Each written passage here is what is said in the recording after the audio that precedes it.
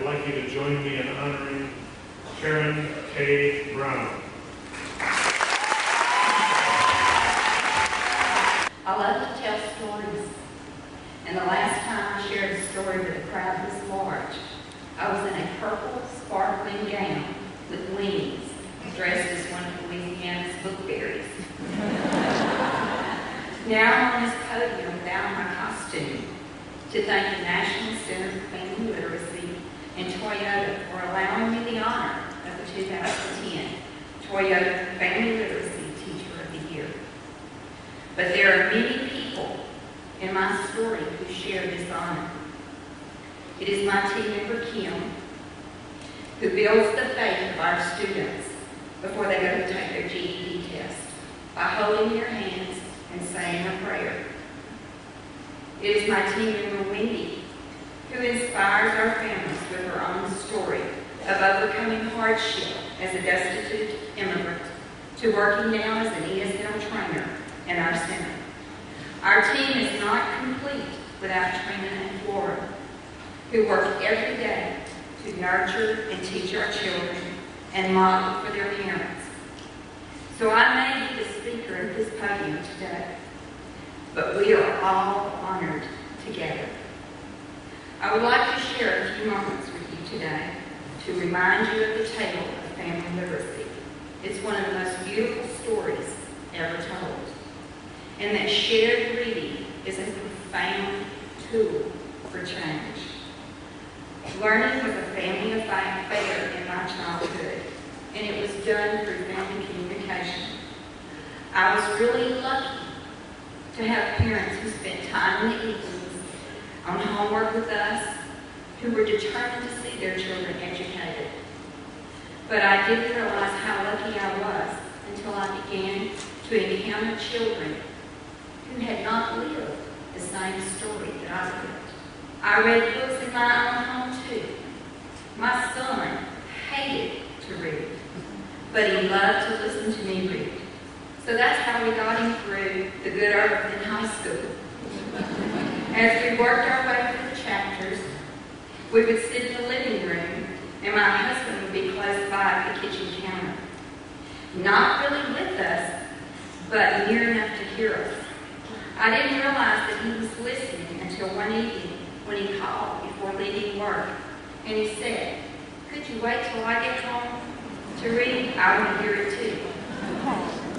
I cried when my son graduated from high school because I thought I would never get to read to him again. He quickly assured me, "Hey Mom, you can read the Ducks Unlimited magazine too." My daughter and I shared more hours than I can count with both her and the book in my lap. Now she calls me late at night to read passages from her new favorite book to me.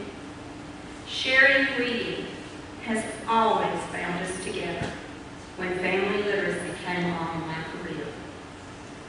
I learned that those parents did want to help their children. They just didn't know how.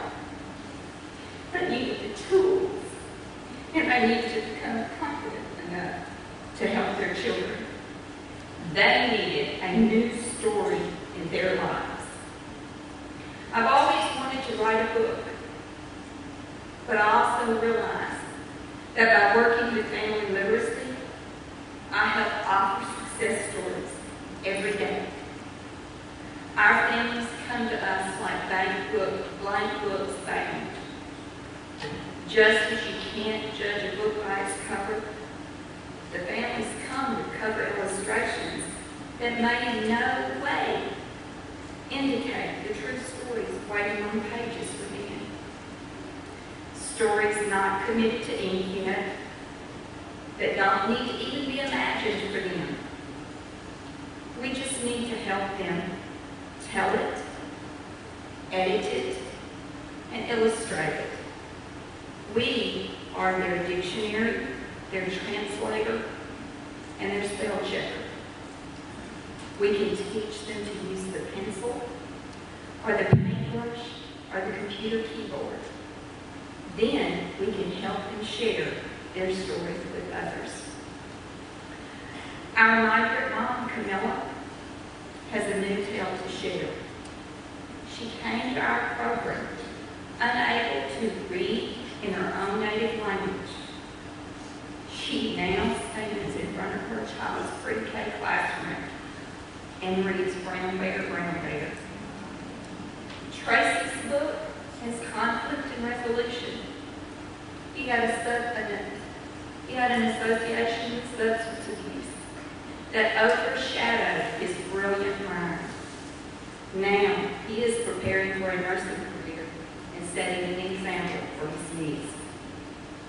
Maria, another migrant mom, is still composing her story.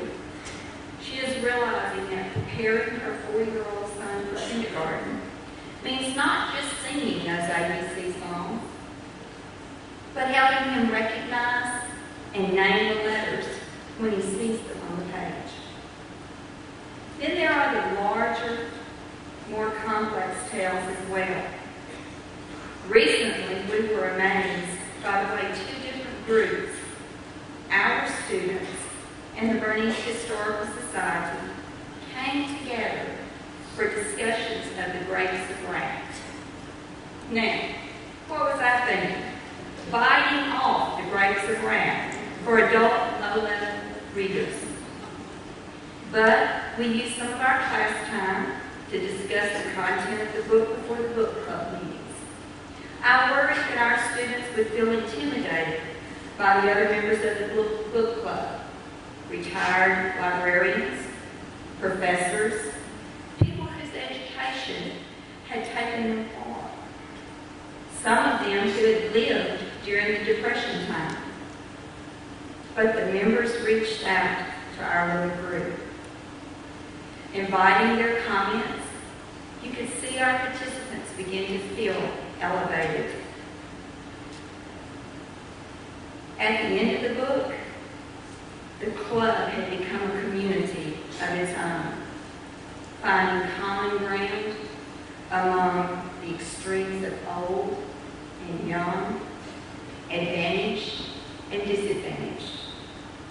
In another chapter of our center story, we've been so fortunate to have after-school family reading programs. How awe-inspiring it is to watch parents and children, especially those fathers, become spellbound by the storyteller. No matter how big or tough the man, the father became totally absorbed. They were the first in line to pick up the books and make sure they returned the next week for the sessions. Family literacy has changed my life. Before, I may have sent notes home with my students, but now I drive up in their yards. Our home visits make us real to these parents we serve, and no longer we're untouchable. We walk through their stories together now. Family literacy has changed our community's story. The Bernice Pharmacy called a couple of weeks ago to ask for another supply of books to give to the children who had just come from the clinic. The staff said books were much better than lollipops for calming the children. The Historical Society members continue to follow our progress with our participants. They ask about their children. They stop and visit with them in the grocery store. Most of all, though, family literacy has made happy endings for those who have been able to help. Like a great book you can't put down, or you wake up in the middle of the night thinking about it. Our families are always on our mind and in our hearts, and we cannot put the pen down or close the cover until the ones who need us turn to us and say, the book is finished. And I thank you once again for the honor of the Toyoto Teacher of the Year.